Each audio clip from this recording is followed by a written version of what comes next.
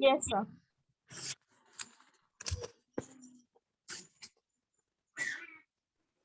We haven't invited the parents this time. No, we have not put up a post, no. So it's better if we continue this one and then invite them in the next one.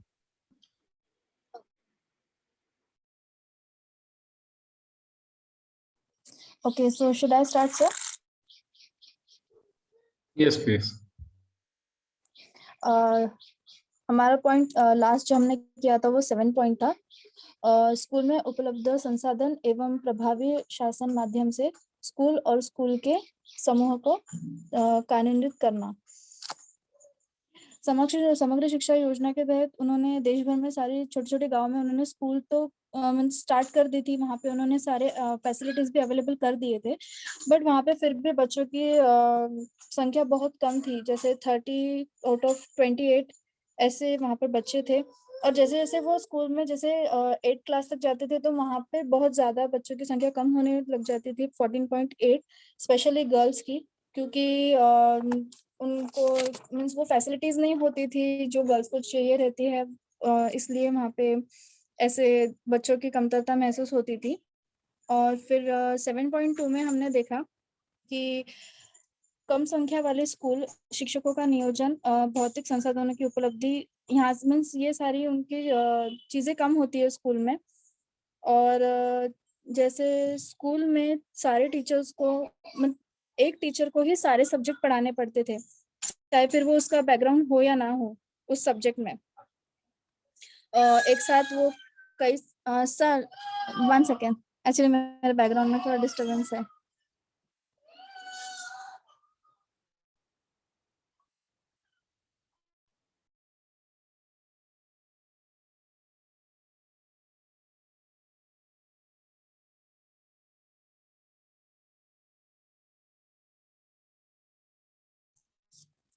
हाँ, okay sir.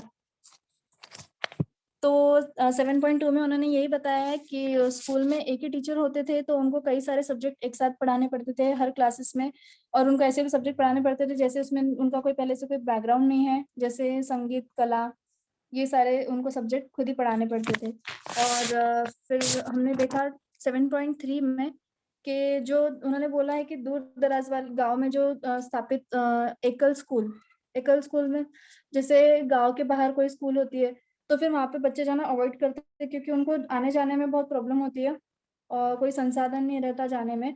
और इसके लिए फिर SSC के लिए बहुत मुश्किल होता है कि हर तरफ वो मीन्स सारे सेम चीजें वो प्रोवाइड करे। और एक स्कूल यहाँ पर है तो दूसरे स्कूल बहुत दूर, मीन्स उनमें बहुत ज्यादा डिस्टेंस होता है वो स्कूल्स में, तो एसएससी के लिए बहुत मुश्किल हो जाता है कि सब स्कूलों की इक्वलिटी बनाए रखना।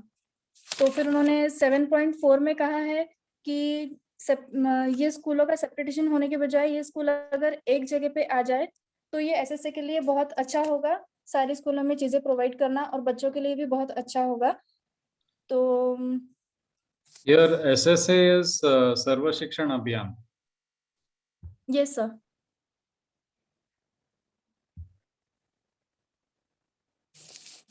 और फिर 7.5 में हमने देखा कि ऊपर की चुनौतियां है उनका समाधान करने के लिए 2025 तक वो कोशिशें करेंगे, प्रयास किए जाएंगे। और इनका मुख्य उद्देश्य यही सुनिश्चित किया गया है कि हर स्कूल में कला, संगीत, विज्ञान, भाषा, व्यवस्था और ये सारे सब्जेक्ट पढ़ाए जाए। और सेकंड पॉइंट है कि साइंस लैब होना चाहिए, फिर एनुअल डे होना चाहिए और दिव्यांग बच्चों के लिए ज़्यादातर सुविधाएं होनी चाहिए।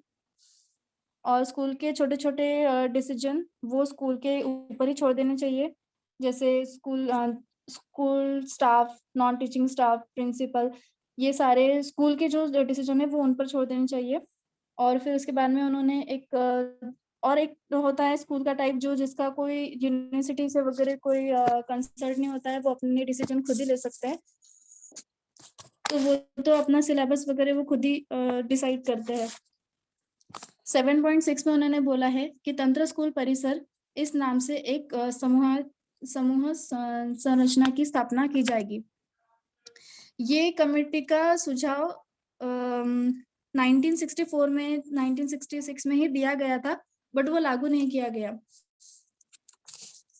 इस योजना में स्कूल परिसर का कंप्लीटली समर्थन करना दिया गया है और इस स्कूल परिसर में अधिक संसाधन, दक्षता और अधिक प्रभावी कामकाज, समन्वय, नेतृत्व, शासन और प्रबंध, कोऑर्डिनेशन, लीडरशिप, अचीवमेंट और मैनेजमेंट, ये सारे उद्देश्य का पालन स्कूल परिसर में उन्होंने एक्सपेक्टेड किया है।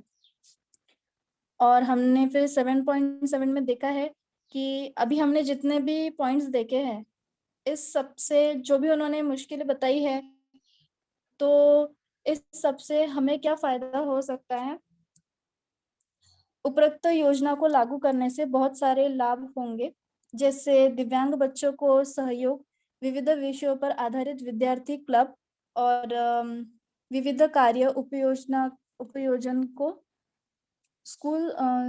स्कूली अभ्यास, खेल, कला, शिल्प, इन पर आधारित हो, जैसे कला, संगीत, भाषा और शारीरिक शिक्षा। जैसे स्कूल में फिजिकल एक्टिविटी वगैरह वो सब होनी चाहिए, तो उससे बच्चों को फायदा होगा। और आईसीटी क्लब वगैरह होना चाहिए।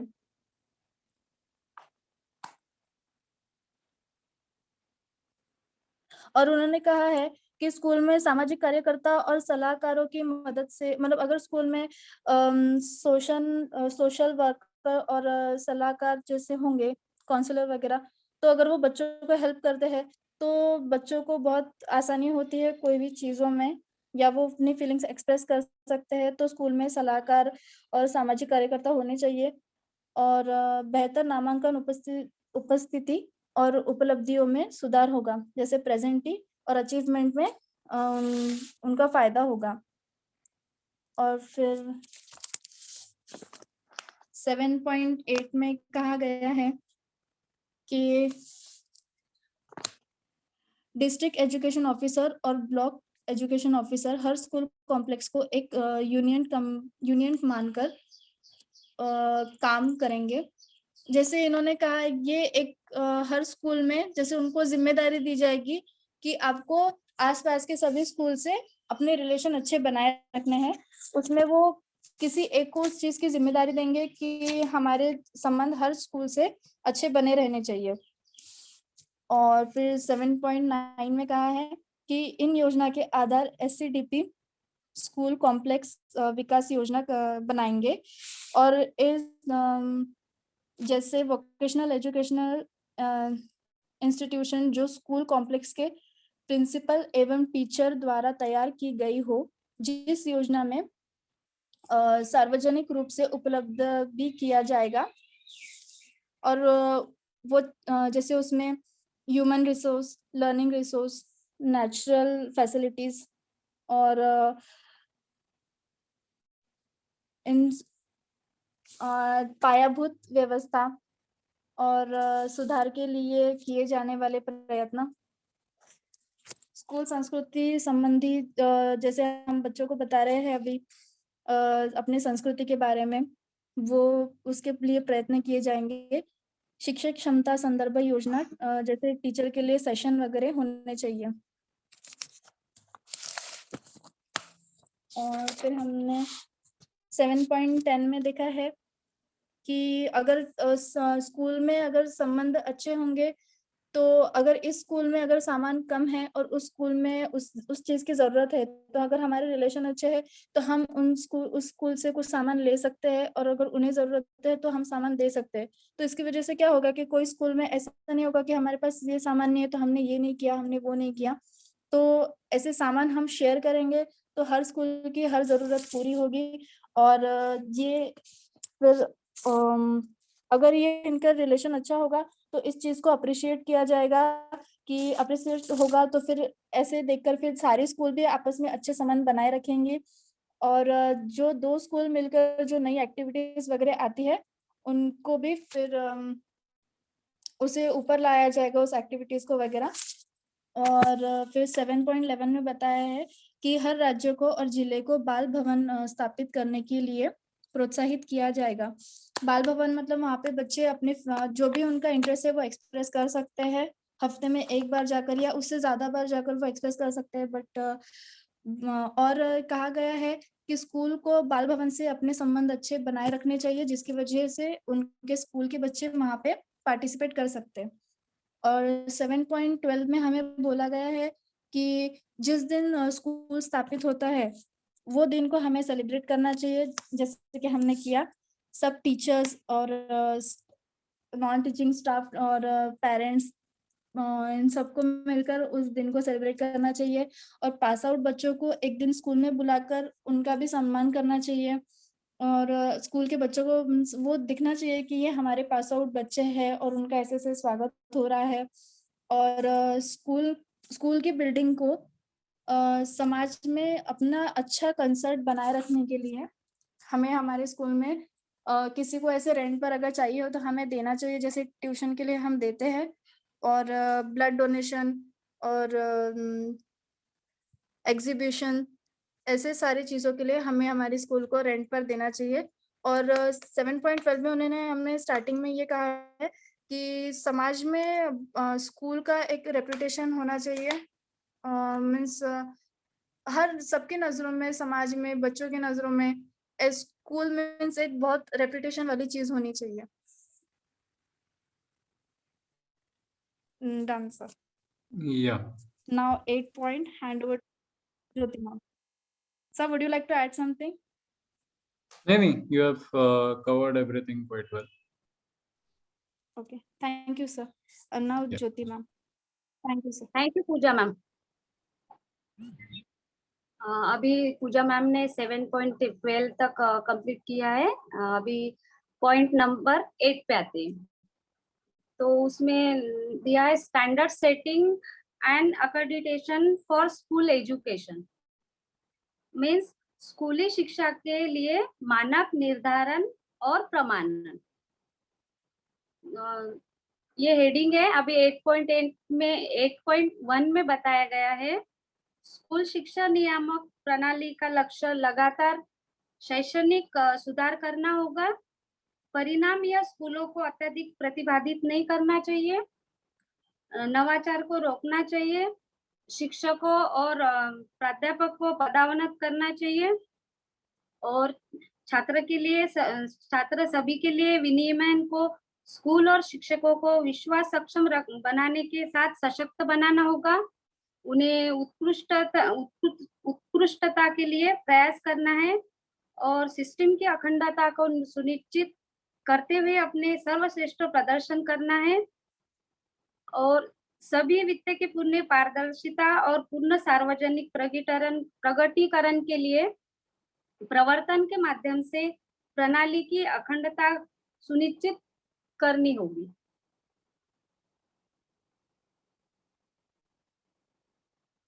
और सर कुछ ऐड करना चाहेंगे? नहीं, मैं that's what I'm checking.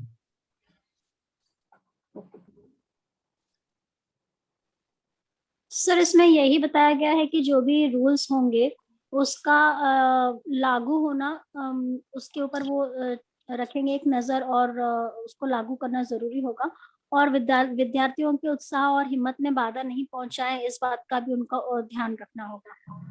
बाकी इसमें ऐसा कुछ नहीं है ज्यादा। पारदर्शिता जो है वो भी मतलब ट्रांसपेरेंसी होनी चाहिए कि जो रूल्स है उसके अकॉर्डिंग ही चलना है और चीजें उसी हिसाब से चलनी चाहिए। हाँ, मगर इसमें जो इंग्लिश में लिखा है उसमें the toning is very different. Okay.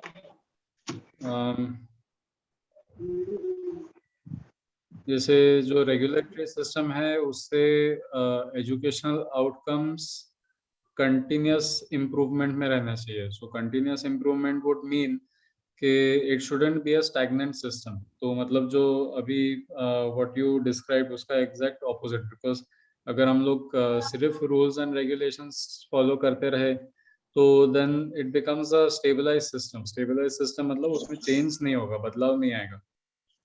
तो probably what they are trying to say is कि जो उनका regulatory system है वो खुद ही इतना flexible रहेगा कि एक continuous improvement program बना रह सकता है and हाँ लिखा है ना यहाँ पर it must not overly restrict schools or prevent innovation or demoralize teachers and principals. तो अब तक जो होते आ रहा है कि बस रूल्स ही फॉलो करते रहो तो एक्चुअल स्कूल का कुछ काम होता ही नहीं है. तो उसको थोड़ा सा चेंज करके उसका रेगुलेटरी सिस्टम ही वो बदल देंगे थोड़ा सा एंड ज़्यादा फ्लेक्सिबल करेंगे ताकि the schools are empowered and teachers को ट्रस्ट करके उनके थ्रू लोगों को एक्सीलेंस लाना पड़ेगा and this can be only done if there is a continuous improvement and जिसके लिए वो फ्लेक्सिबिलिटी जरूरी है. Yeah that's what I was saying कि जो रूल्स अभी नए बने हैं वो वाले रूल्स लागू होना जरूरी है. वो थोड़े फ्लेक्सिबल है और दूसरी चीजों को मतलब एम्पावर करते हैं, फीलिंग्स इमोशंस को ध्यान में रखते हुए जो चलते हैं उन नियमों का लागू करना कंपलसरी हो जाएगा.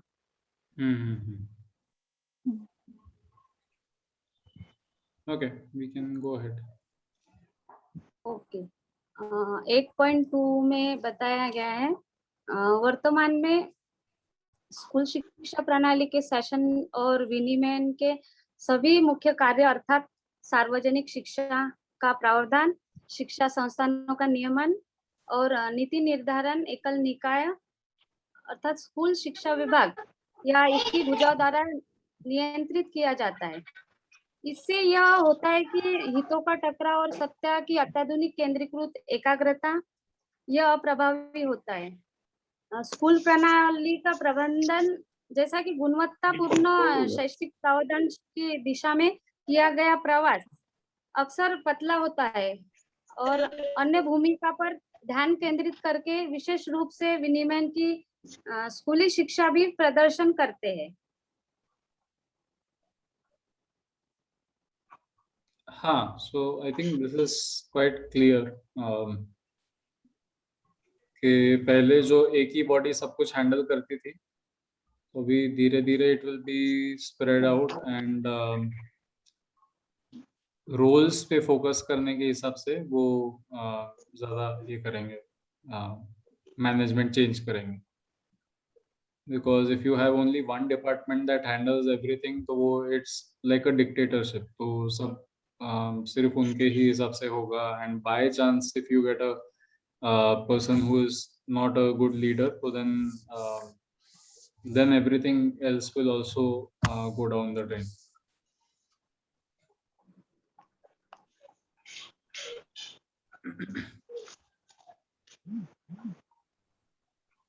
Yeah.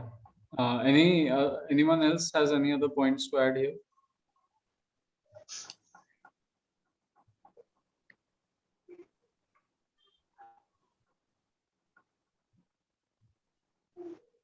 Okay, we can move on with 8.3.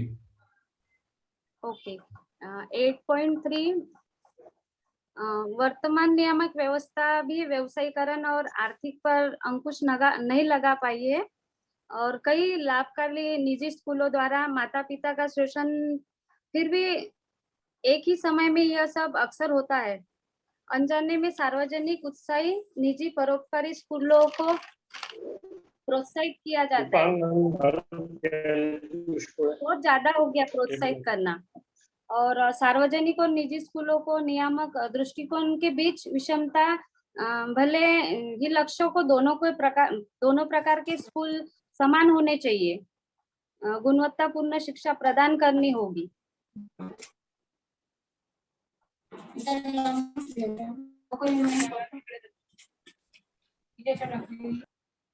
Okay, I don't think there is much to explain here, right? Does anyone have any questions over this?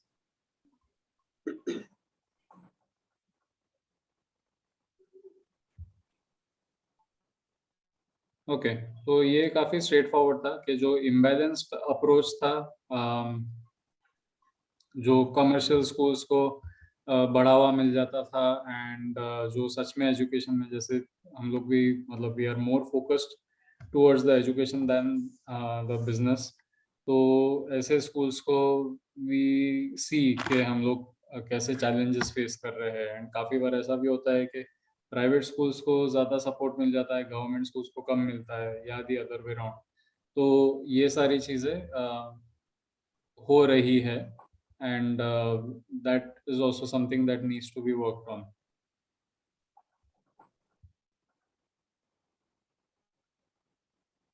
Okay, 8.4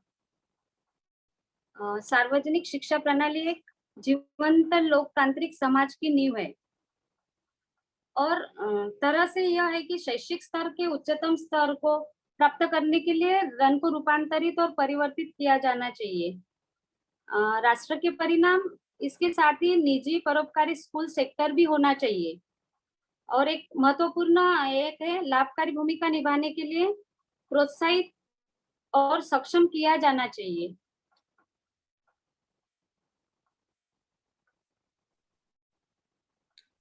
okay, सो ये उन्होंने उनका इंटेंशन दिया है कि ये सब चीज़ें होनी चाहिए पब्लिक स्कूलिंग सिस्टम का, बिकॉज आफ्टर ऑल ये स्कूलिंग सिस्टम ही सोसाइटी को डायरेक्टली इन्फ्लुएंस करता है। जो लिंकन का भी जो एक कोट है कि the classroom of today is the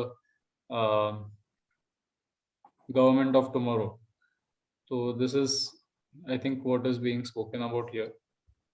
So that is why it is necessary to take all these things into consideration. We can move on with 8.5. Okay, 8.5 8.5 में कुछ ये नीति के प्रमुख सिद्धांत और सिफारिशें प्रणाली और इस प्रणाली के भीतर जो स्वतंत्र जिम्मेदारियां है और इसके जो नियमन है उसके दृष्टिकोण के कुछ प्रकार बताए गए हैं। तो इस प्रकार है, एक प्रकार 4 प्रकार से। तो ए पे चलते हैं। स्कूल शिक्षा विभाग में जो स्कूल में सर्वोच्च राज्य स्तरीय निकाय है के निरंतर सुधार के लिए समग्र निगरानी और नीति निर्धारण के लिए जिम्मेदार होगा। सार्वजनिक शिक्षा प्रणाली यह प्रावधान और संचालन के साथ शामिल नहीं होगा। स्कूल या स्कूलों को विनियमन के साथ के सुधार पर ध्यान केंद्रित करने के लिए पब्लिक स्कूल और हितों के टकराव को खत्म करने के लिए प्रयास करेंगे।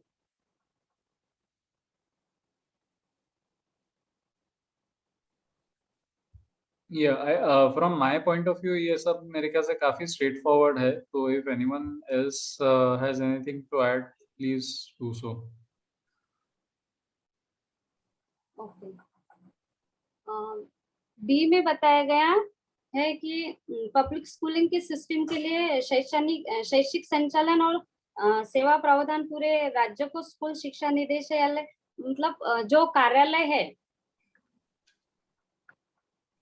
DO and BO means Director Education Officer and Block Education Officer, यह स्वतंत्र रूप से नीतियों को लागू करने के लिए काम करेगा और शैक्षिक संचालन के प्रावधान के लिए मतलब ये स्वतंत्र रूप से ही ये नीति को लागू करने के लिए खुद काम करेंगे।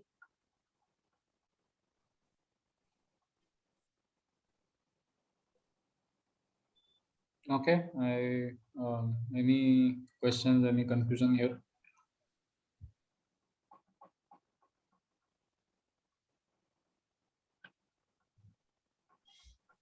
Okay. DAO, BO, I think is District Education Office, and BO is Block Education Office, if I'm not wrong. Yes, sir. Yeah, okay. सी में बताया गया, किसी को कुछ ऐड करना है क्या? No, Jyoti ma'am, not from my side.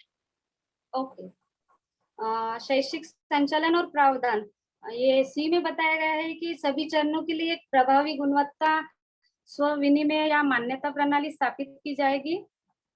पूर्व विद्यालय शिक्षा सहित शिक्षा निजी सार्वजनिक और परोपकारी सुनिश्चित करने के लिए आवश्यक गुणवत्ता का अनुपालन करना जरूरी है। और ये सुनिश्चित करने के लिए सभी स्कूल कुछ न्यूनतम का पालन करेंगे।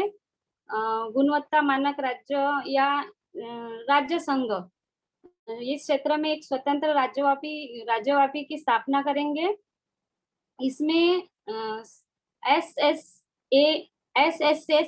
मतलब स्टेट स्कूल स्टैंडर्ड अथॉरिटी कहा जाता है। स्टेट स्कूल स्टैंडर्ड अथॉरिटी एक न्यूनतम सेट स्थापित करेगा, अर्थात सुरक्षा बुनियादी और बुनियादी ढांचे की संख्या के आधार पर मानक विषय को शिक्षकों को और शिक्षक को ग्रेड, वित्तीय संभावना और शासन की धनी प्रक्रियाओं के जिसका पालन सभी स्कूल द्वारा किया जाएगा। इसके लिए रूपरेखा बनाई जाएगी।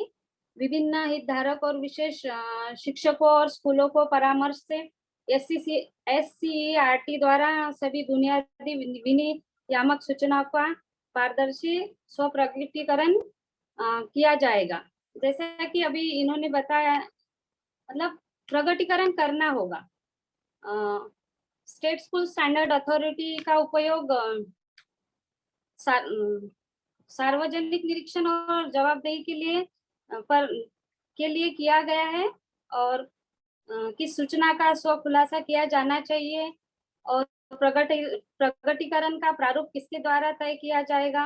स्कूलों के लिए मानक सेटिंग के लिए वैश्विक सर्वोत्तम प्रथाओं को अनुसार स्टेट स्टैंडर्ड अथॉरिटी यह जानकारी सभी स्कूलों को उपलब्ध करानी होगी। SSS द्वारा और स्कूलों की वेबसाइट द्वारा बनाए गए उपरोक्त सार्वजनिक जो वेबसाइट्स है, जानकारी से उत्पन्न हितधारकों या अन्य से इनके द्वारा सार्वजनिक डोमेन में रखा जाएगा, और उनको मतलब छात्रों को नियमित अंतराल पर मूल्यवान इनपुट सुनिश्चित करने के लिए ऑनलाइन अनुरोध किया जाएगा।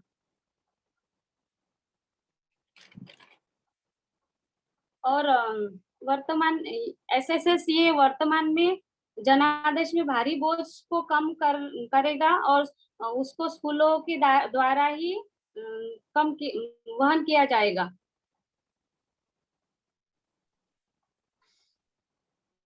Okay, anyone has any points here? Yes sir, जो ABC वाला जो पॉइंट है उसमें बताया हुआ है कि स्टेट वाले जो होता है स्टेट एजुकेशन सिस्टम, जैसे महाराष्ट्र का है या फिर किसी भी स्टेट का है, तो वो स्कूलों और टीचर्स के साथ में बैठकर डिस्कशन करने के बाद में नियम किस तरह से लागू करना है, और जैसे जो उन्होंने टॉपिक्स बताए हैं, जैसे बचाव सुरक्षा, आधारभूत ढांचा, कक्षाओं और विषयों के आधार पर शिक्षकों की संख्या, मतलब कितने टीचर्स चाहिए आपको, कितने स्टूडेंट्स है, तो जो टीचर स्टूडेंट रेशियो है, ये सब कुछ और डिसाइड करने के लिए वो लोग एक डिस्कशन करेंगे, और उसके आधार पर उनका स्टेट का ये वेरी हो सकता है। जो CBSE प्रोवाइड करेगा वो अलग हो सकता है, और स्टेट बोर्ड का यहाँ पर अलग हो सकता है, उनके स्टेट और स्कूल के रिक्वायरमेंट के हिसाब से।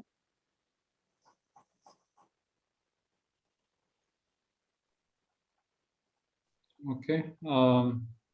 Anyone has any questions?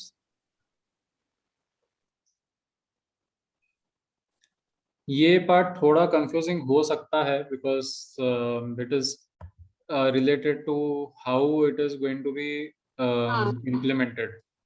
एक ब्यूरोक्रेटिक तरीके से कैसे इम्प्लीमेंट किया जाएगा, ऑफिस लेवल पे कैसे इम्प्लीमेंट किया जाएगा, उसके बारे में है। तो ये थोड़ा कंफ्यूजिंग हो सकता है बिकॉज हम लोग अभी थोड़ा सा जान रहे हैं कि डिस्ट्रिक्ट एजुकेशन ऑफिस कैसे काम करता है, ब्लॉक एजुकेशन ऑफिस कैसे काम करता है, सर्व शिक्षण अभियान का ऑफिस कैसे काम करता है, एंड बोर्ड ऑफिस कैसे काम करता है। सो एज मेंशन प्रीवियसली, ऐसे बहुत सारे अलग अलग बॉडीज है जो एजुकेशन हैंडल करते हैं, and it is very confusing कि which department handles what.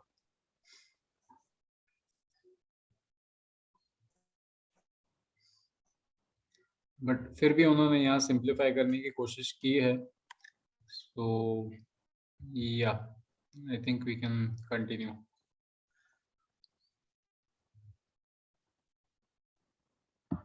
Point D,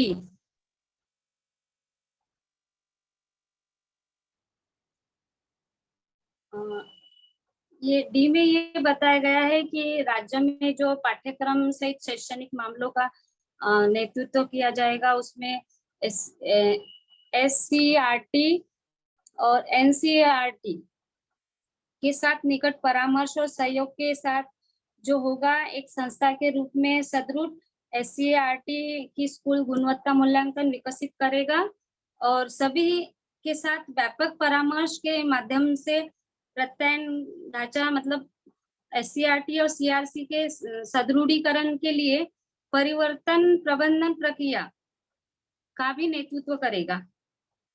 BRC and CRC means Cluster Resource Coordinator and BRC Block Resource Coordinator। ये संस्थाएं, इन संस्थाओं की क्षमता और कार्य संस्कृति में 3 साल में बदलना होगा। 3 साल में उन्हें उत्कृष्टता के लिए संस्थान की विकसित करना होगा और इसके बीच का प्रमाणन जो है स्कूल छोड़ने के चरण में छात्रों की योग्यताएं बोर्ड द्वारा नियंत्रित की जाएगी। प्रत्येक राज्य में जो मूल्यांकन मतलब परीक्षा बोर्ड रहेगी, उसके द्वारा ही नियंत्रित किया जाएगा।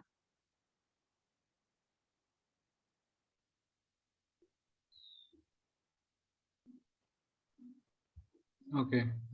Shirisha ma'am, anything to add?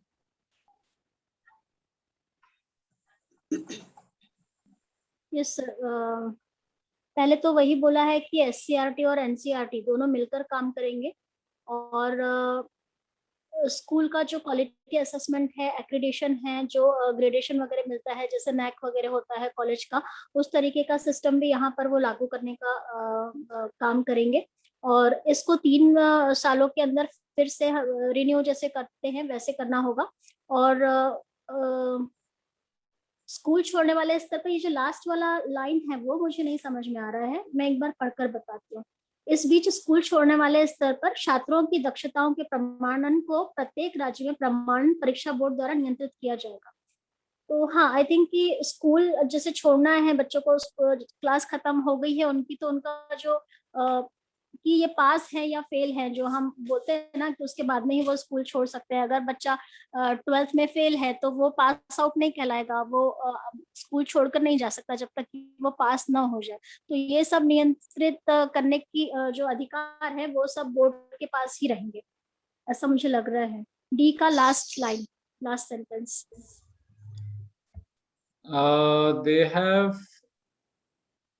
They have written certification of competencies here. तो वहाँ क्या हिंदी में क्या यूज किया उन्होंने? राज्य में प्रमाणन लिखा है, तो प्रमाणन इज सर्टिफिकेशन एंड परीक्षा बोर्ड, परीक्षा, exams and certificates. Okay, because certification of competencies would mean के ऐसा नहीं है कि ये पास और फेल होंगे, बट ऐसा रहेगा कि वो क्या कर सकते हैं, what are they competent in। तो मे बी एक ये बोलने का ये भी तरीका होगा कि जो स्कूल छोड़ के ड्रॉप आउट वगैरह जो होते हैं वो और कर्ब करने के लिए, कम करने के लिए they'll be turning the whole pass and fail system into certification of competencies. Maybe, yeah.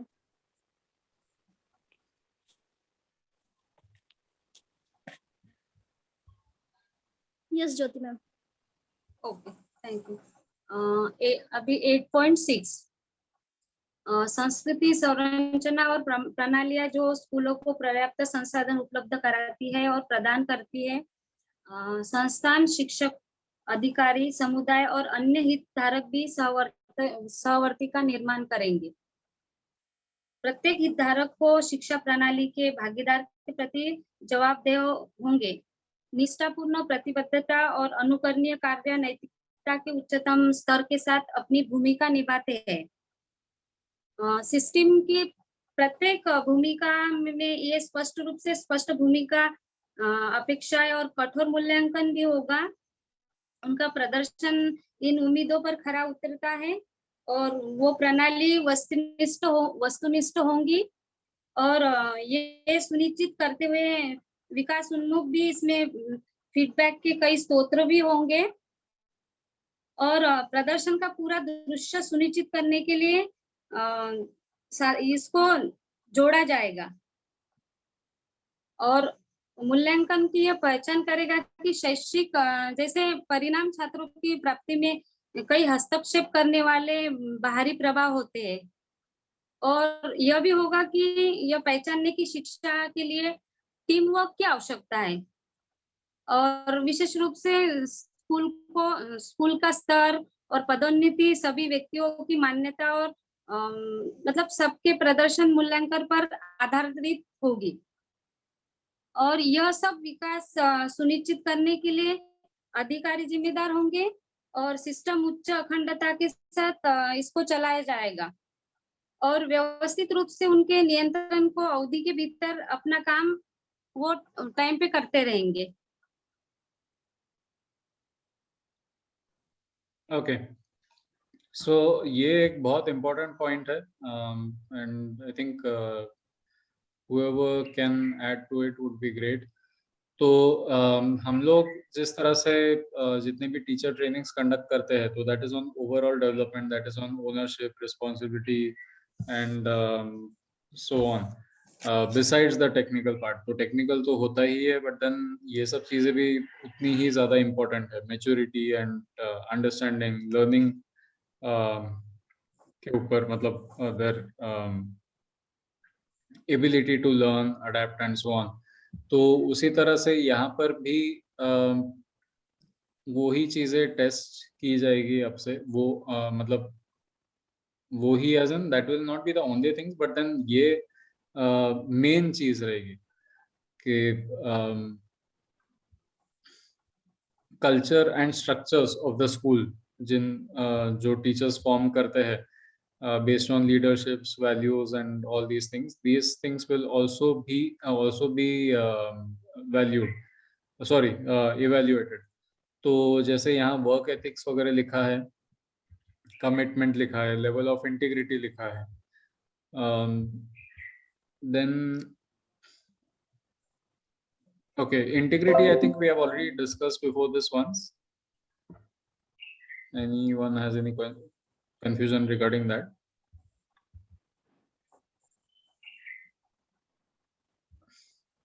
Okay, ठीक है। सो maintaining integrity and all these things. तो जिस तरह से स्टूडेंट्स को हम लोग सिर्फ एक नंबर देके, एक मार्क्स के नाम पर सिर्फ एक नंबर देके इवेल्युएट नहीं कर सकते हैं, उसी तरह से टीचर्स का भी इवेल्युएशन मल्टीपल डायरेक्शन से और मल्टीपल लेवल्स पे होगा and this will also be evaluated by this will also be checked by various levels of officers.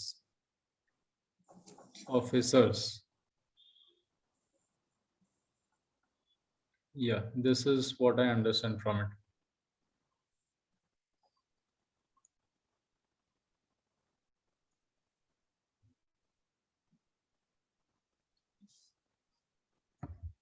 ठीक है, does anyone else want to add to this?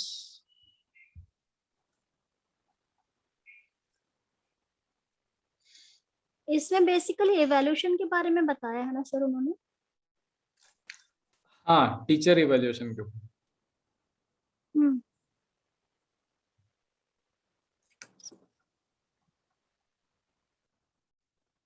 तो उसमें एक पॉइंट उन्होंने ये भी मेंशन किया है, मतलब साफ साफ प्लेन एंड सिंपल मेंशन कर दिया है कि जो स्टूडेंट्स का जो स्कोरिंग सिस्टम है, मार्क्स वगैरह है, that is dependent on a lot of different things, a lot of different variables and extraneous influences. तो मतलब टीचर का बिहेवियर हो गया, स्कूल का एनवायरनमेंट हो गया, कल्चर हो गया, वर्क एथिक्स हो गया, तो ये सब चीजें भी उसको मैटर करती है। ये ध्यान में रखते हुए टीचर्स का भी जो रिकॉग्निशन, अकाउंटेबिलिटी, प्रमोशन, ये सब चीजें होगा, वो एक मल्टीफेसेटेड, नॉट एक बट मल्टीपल टेस्ट के थ्रू होगा, मल्टीपल एग्जामिनेशंस एंड इवैल्यूएशंस के थ्रू होगा।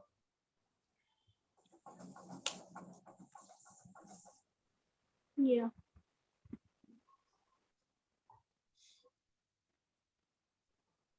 Yes, Jyoti ma'am.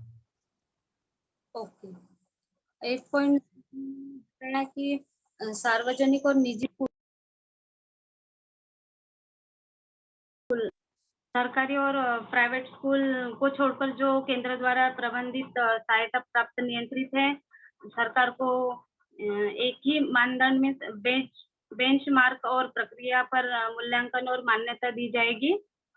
ऑनलाइन और ऑफलाइन सार्वजनिक प्रकटीकरण और पारदर्शिता पर जोर देना ताकि सार्वजनिक रूप से सुनिश्चित किया जा सके। और निजी स्कूल में प्रोत्साहित किया जाता है और उन्हें किसी भी तरह से रोका नहीं जाता। गुणवत्ता के लिए निजी परोपकारी प्रयास शिक्षा को प्रोत्साहित किया जाएगा, जिससे शिक्षा के अच्छे स्वरूप की पुष्टि होगी, जबकि माता-पिता और समुदायों को ट्यूशन फीस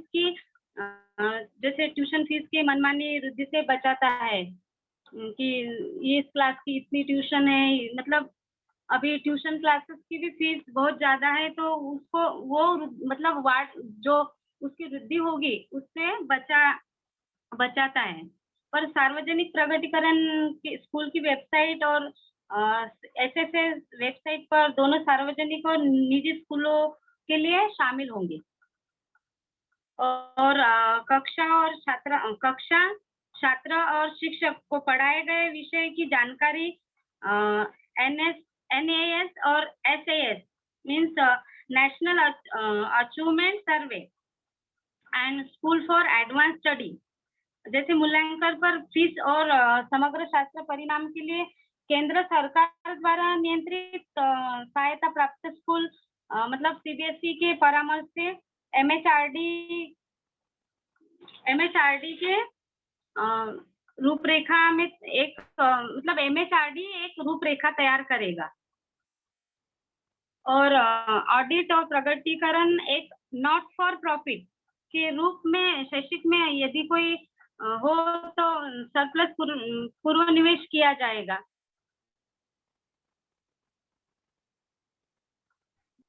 और उसकी एक रूपरेखा भी तैयार करेंगे।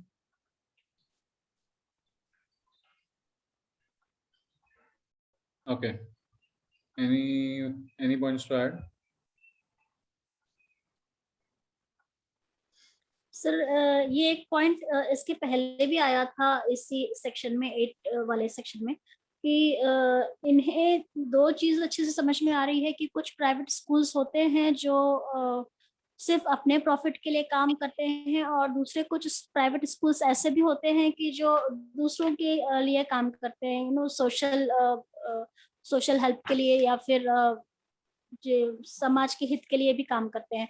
तो उसमें भी ये आइडेंटिफिकेशन करके जो ऐसे स्कूल है जो समाज के लिए अच्छाई के लिए काम करना चाहते हैं, सिर्फ पैसे को ही नहीं देखना चाहते, उनके साथ में मिलकर भी ये आगे काम करना चाहते हैं और उन स्कूलों को अलग से एक ग्रेडेशन देकर फिर उनके साथ में जो बोल रहे हैं ज्योति मैम की रूपरेखा तैयार की जाएगी और उसके अनुसार फिर काम किया जाएगा।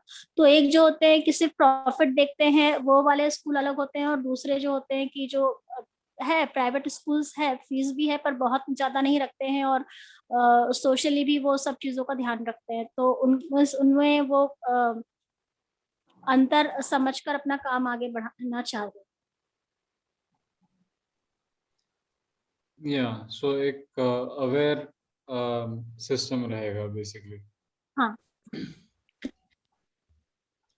सो अब तक यही होता आ रहा था कि जो रूल्स रेगुलेशंस है वो सबके लिए एक जैसे ही है, तो उसमें ऑब्वियसली जो प्रॉफिट मेकिंग स्कूल्स है वो हरदम यही कोशिश करेंगे कि वो कुछ ना कुछ हल निकल के प्रॉफिट ही उनका मैक्सिमाइज करे। एंड जो फिर बाकी के प्राइवेट स्कूल्स है जो सच में बहुत ज़्यादा मेहनत कर रहे हैं, तो उनके लिए ये एक प्रॉब्लम बन जाती है, बाधा बन जाती है। तो उसके लिए they are going to work with these kind of schools जो सच में अच्छा काम कर रहे हैं। एंड सो उस हिसाब से फिर they will be promoting these schools, the government. एक यहाँ पर जो इम्पोर्टेंट पॉइंट है और एक वो ये भी है कि जो भी सरप्लस, मतलब जैसे हम लोग प्रॉफिट बोलते हैं, दैट इज अ सरप्लस, तो वो सरप्लस जो भी रहेगा वो भी वो दे इंश्योर के वो वापस एजुकेशनल सेक्टर में ही री इन्वेस्ट हो रहा है। नाउ यहाँ एक ये है, there is a term here in the English one, private philanthropic efforts. तो इसका मतलब ये भी है कि अगर कोई पर्सनल नोट पे, जैसे काफी बार होता है कि रघुवीर वाले या फिर रोटरी वाले, जैसे बहुत सारे ऑर्गेनाइजेशंस है जो खुद के पैसे से या फिर सोशली कलेक्टेड मनी से, क्राउड फंडिंग जिसे बोलते हैं, डोनेशन ड्राइव्स होते हैं, तो इनके थ्रू जो भी कैपिटल मिलता है उसके थ्रू वो स्कूल्स की मदद करते हैं। So this is a private philanthropic effort. Philanthropic means कुछ ऐसा काम जो लोगों के लिए हम करते हैं। सो फॉर एग्जांपल जो हम लोग जॉय ऑफ गिविंग करते हैं, that is a philanthropic effort. फिर किडेथॉन भी जो हम लोग करते हैं, that is for the people. तो ऐसी जितनी भी चीजें हैं, these are all philanthropic moves. तो वो भी वो एनकरेज करना चाहते हैं, not just by schools but also by people and organisations. परोपकार। हाँ,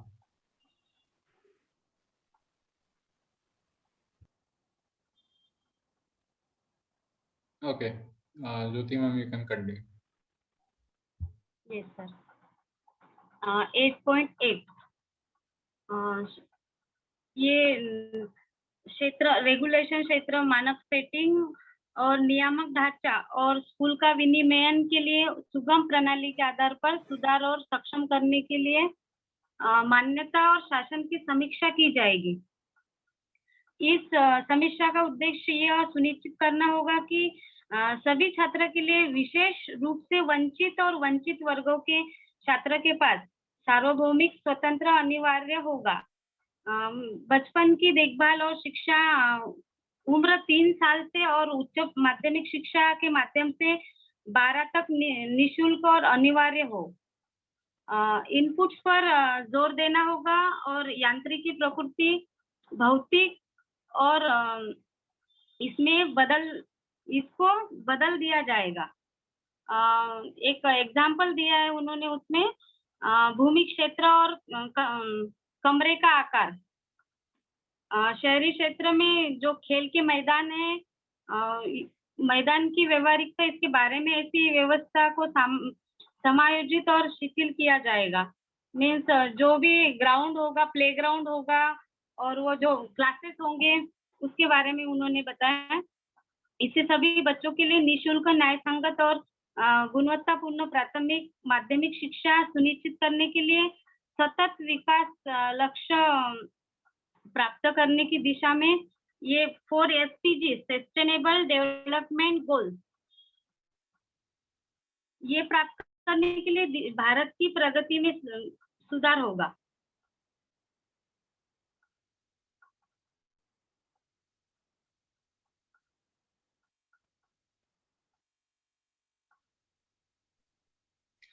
Okay, would anyone like to add any points? यहाँ है बहुत कुछ ऐड करने के लिए। सर इंफ्रास्ट्रक्चर और खेल के मैदानों के बारे में भी बोला गया है कि उसका जो उन्होंने पहले का प्रारूप रखा है उसको भी बदला जाएगा। As in the land constraints? हाँ। अच्छा,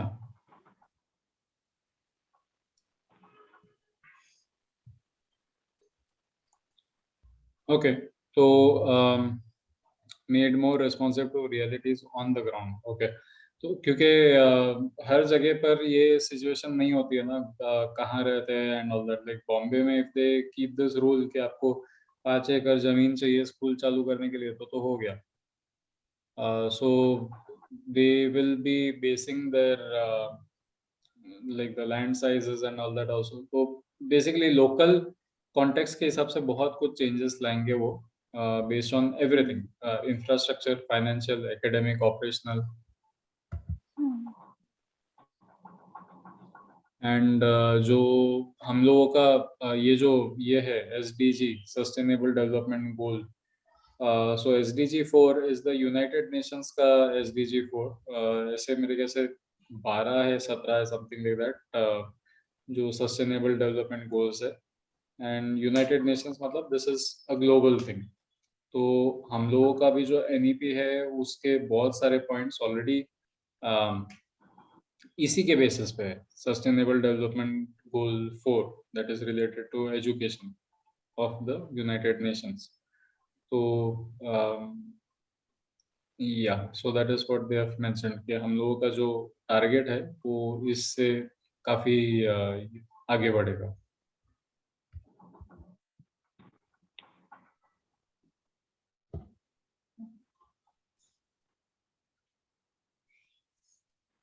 Can I move?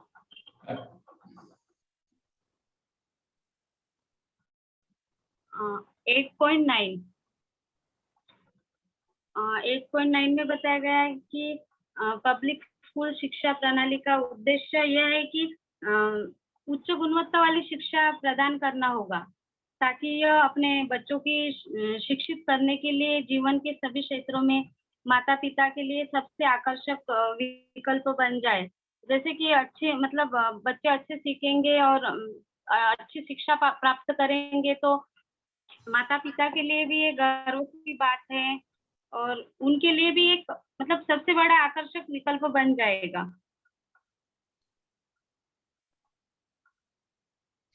या सो दिस, जैसा हम लोगों ने ये भी देखा है, वो वापड़ेवाड़ी की जो स्कूल थी, वारेसर की स्कूल, तो उन्होंने एक ऐसी गवर्नमेंट स्कूल बनाई है जो which looks better than most of the private schools also. तो उसी तरह से they are trying to make, their aim is to make public education system come up again as a well respected education system for all kinds of people, for the rich, for the poor, for the middle class, whoever.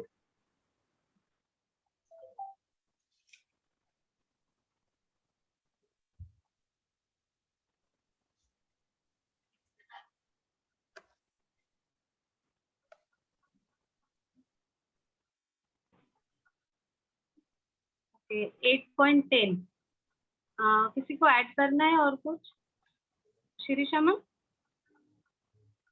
No, ma'am. You can continue. Okay. 8.10 समय समय पर समग्र प्रणाली की जांच पड़ताल के लिए NAS नेशनल अचीवमेंट सर्वे छात्रों को सीखने के स्तरों का एक नमूना है। नए राष्ट्रीय मूल्यांकन केंद्र परख द्वारा NCERT जो मूल्यांकन प्रक्रिया के साथ डेटा विश्लेषण में सहायता कर सकता है और सरकारी के साथ साथ निजी स्कूल में भी इनके संचालन के लिए प्रोत्साहित किया जाएगा और स्वयं की जनगणना आधारित राज्य मूल्यांकन सर्वेक्षण SAS द्वारा स्कूल प्रणाली के निरंतर सुधार के लिए नए राष्ट्रीय मूल्यांकन केंद्र परख NCERT के लिए जारी हो सकता है। National council for education research and training NCERT और परख के लिए जारी हो सकता है।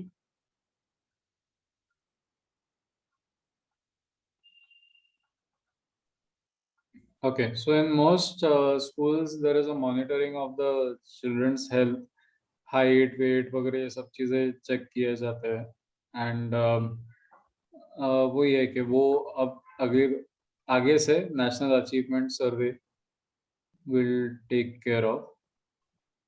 तो वो जब तक लागू नहीं होता है तो ये मेरे ख्याल से ना नेशनल असेसमेंट सर्वे है शायद, because here we have SAS which is state assessment survey, so this is probably a typo, doesn't make sense what is national achievement survey, शायद गड़बड़ है। तो NAS yes sir, Sorry. NAS assessment and Sir, National Center and SAS. हाँ, so NAS is National Assessment Survey. यहाँ पर English के इसमें they have written National Achievement Survey.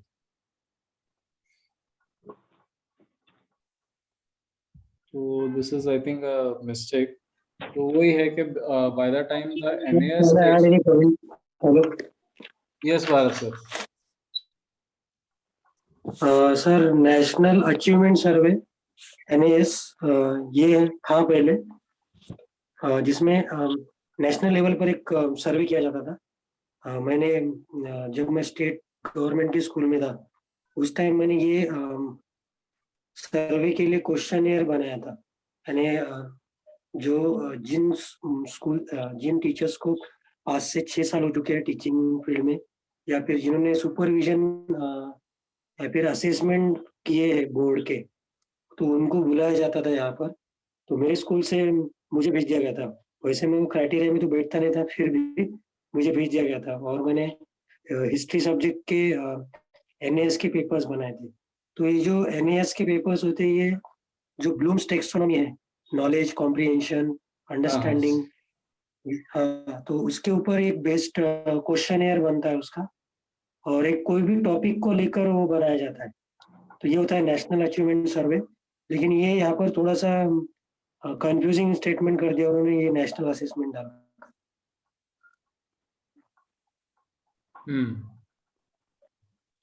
तो वो हमने क्वेश्चनियर बनाए और फिर वो कलेक्शन हुआ, उसका बाद में क्या हुआ वो तो हमको पता नहीं। 18-19 में मैं उसमें काम किया था। सर यहाँ वो ये बोल रहे हैं कि जब तक परख की स्थापना नहीं हो जाती तब तक NCERT जो है ये NSA का जो सर्वे जो बताया नेशनल अचीवमेंट सर्वे वो जारी रहेगा, मतलब कंटिन्यू रहेगा। जब फिर ये परख बन जाएगा उसके बाद में उसको बंद कर दे सकते हैं। Okay. The last line says that. So then yeah, so this is आगे का, मतलब परख वगैरह ये बाद में आएगा। हाँ, तब तक ये NSA शुरू रहेगा। ठीक है।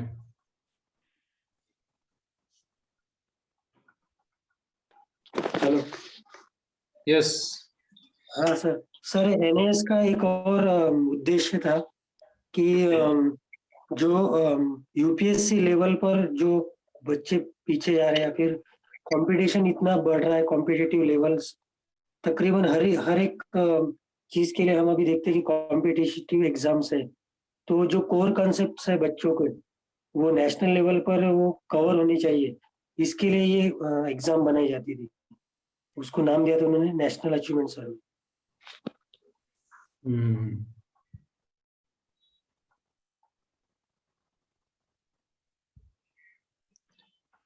ठीक है, we can move on to 8-11. Okay. 8.11 last में स्कूलों के नामांकित बच्चे और किशोरों को इस पूरे मामले में नहीं भूलना चाहिए और प्रक्रिया स्कूल प्रणाली उनके लिए डिजाइन की गई है।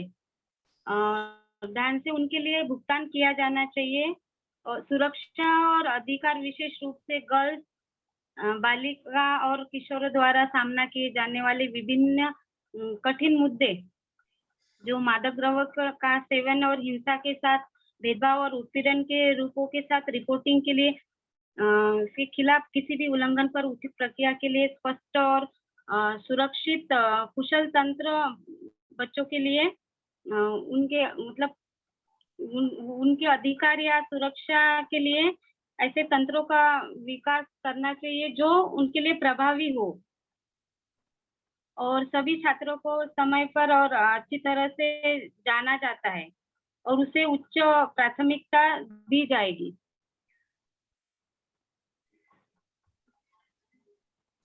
तो ये मतलब among a lot of other reasons, one of the main reasons is this also for the new education policy के बहुत सारे student suicide, student drop outs वगैरह ये सब हो रहा था, डिप्रेशन वगैरह बढ़ रहा है एंड सो ऑन। तो नॉर्मली ये सब चीज़ें सबसे ज़्यादा टीनेज ईयर्स में ही होती है and that is why adolescence को इतना ज़्यादा इम्पोर्टेंस है कि सॉरी एडोलेसेंस के वेल बीइंग पे इतना ज़्यादा इम्पोर्टेंस है। सो उसका एक रिपोर्टिंग सिस्टम डेवलप करना ज़रूरी है and the rest of the things also should be focused on that.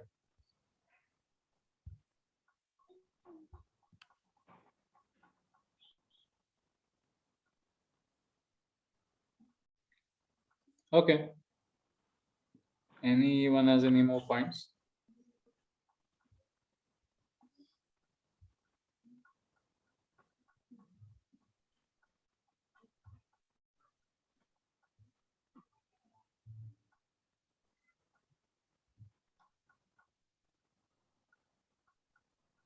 अभी 8.11 तक कंप्लीट हुआ है अभी हाई एजुकेशन का। सर ये 8.11 में जो बताया गया है वो मतलब बड़े बच्चों के लिए किशोर वयीन जो चिल्ड्रंस है उनके लिए बताया गया है ना? एडोलेसेंस मतलब टीनेज और टीनेज के थोड़ा आगे पीछे, मतलब अप्रोक्सीमेटली 11-12 के एज से लेके अराउंड 21-22 के एज तक। 12 से लेके हाँ 11, तकरीबन। 12 हाँ किशोर वयीन बच्चे। हम्म। Okay.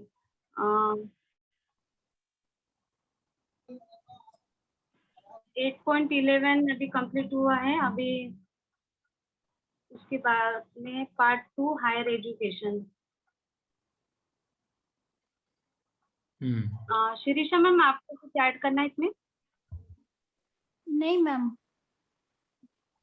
So are we taking it today, higher education? नहीं, I think we'll give it a break. We'll continue higher education tomorrow. Yes. Okay. So that is what I am going to ask you. Are we going to discuss higher education also?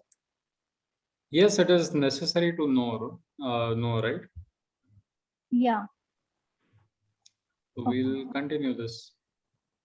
tomorrow. Hmm. Yeah. All right. Bye. Bye.